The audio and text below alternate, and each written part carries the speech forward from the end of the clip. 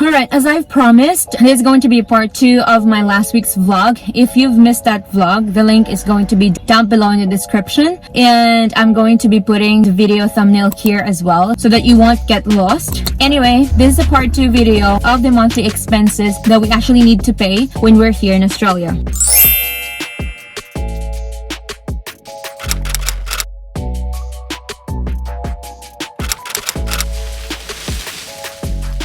Okay, so since this is part 2, but I think I forgot to mention that, so for example, if you are moving in the west and train stations there are actually not that near and buses are less if you'll compare living in the city. So if you are thinking of grabbing or Ubering to your train station every day, then it's not going to be feasible for you, or it's not going to be advisable if you're budget constricted. So I suggest that if you have some spare money from your pocket money before arriving here in Melbourne, then I suggest that you get a second-hand car. Well, if you have a lot of budget, you can get a brand new car, but I do not suggest it because you won't actually know what additional expenses that you have to pay before committing to something that you have to pay for 3 years or 5 years. Because aside from buying a car, there are also additional expenses that you have to pay every quarterly or every month for it. So the budget for a car, maybe you have to pay around $6,000 to $10,000 based on like your preferences and the model of the car, how many years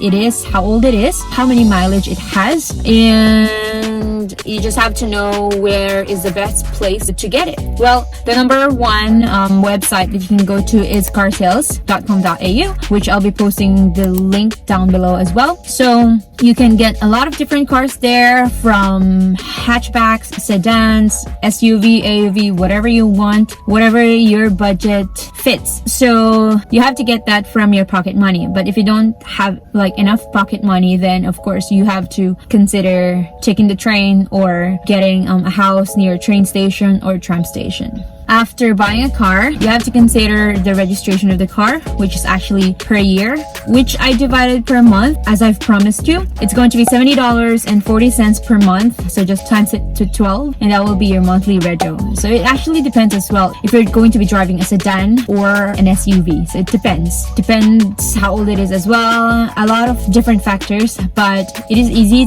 Everything's online. You don't have to queue, you don't have to do anything aside from sitting in front of your computer. Next that you have to pay is your car insurance. So for our car insurance, we're paying $75 per month. So basically per year, just times it to 12, and we got it from Budget Direct. Budget Direct, insurance solved. Well, Budget Direct has a lot of very good feedbacks and reviews from customers. That's why we have decided to get it from Budget Direct. But there are a lot of players out there, Amy, so whatever you want, it's up to you. You can decide for yourself. Just make sure that comprehensive and all of those whatever is covered in it. I'm not very good with that information, but yeah, just make sure that everything is covered in that car insurance. You don't want to pay a sum of amount, especially when you just moved in. Now we're moving to insurances. Before moving here in Australia, we already know that we are going to be covered by Medicare for our medical needs, such as going to the GP, giving birth here, like elective surgeries or surgeries that is actually required by the hospital or by your doctor. But if, like for example, you don't have any insurance or private insurance, then the next time you get a tax, that you're going to be taxed more, or so I've heard. You can speak to an accountant if you're not that comfortable with it, but there's going to be a multiplier on how much additional you're going to pay when you finally decided to get a private insurance. So basically, with this information, I will be putting the link down below if you're actually interested in this information, so that you can get this information very clear for you. We got our insurance from Medibank, and with Medibank, we're actually paying $260 per month, and that's actually for the both of us. The good thing here is when we have a child, it's going to be covered in that same insurance as well, in that same card, and you don't have to pay additional fees. So basically, your baby is going to have the same coverage that you currently have. So for us, we have extras such as eyeglasses, dental, like your routine cleaning, some physio, and a lot of things which we're actually not using as of the moment because of the COVID season. But yeah, it's going to be covered in your Medibank. So aside from the medical insurance, we are also paying a life insurance. Actually, it's just a term life insurance here, so that knock on wood, something happened to one of us, then the one that is left here can get something out of our death.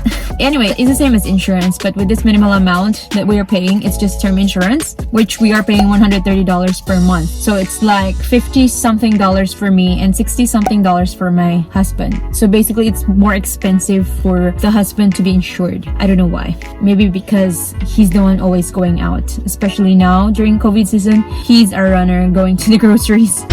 I volunteer as tribute. So speaking of groceries, you have to budget, or you have to set a budget as well for your groceries. It's going to be, for us, we've budgeted it for $300 per month. We haven't really tallied, or we think that it's enough, but yeah, we have allotted $300 per month for our groceries, and we normally just go to Kohl's and Woolies. And the last but not the least are your gas and transportation. So our gas per month is actually $300 per month. So our full tank is around $70 or $60. It actually depends. So during COVID season, when the gas is very cheap, then sometimes we only pay less than $50. But yeah, as I've said, it depends. And since I'm working, I've also allotted $140 for my tram fee.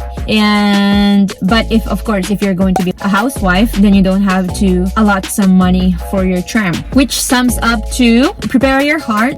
So I've totaled all of this, the expenses, the things that we pay every month, and we're actually paying $3,495.40. And there's 40 cents.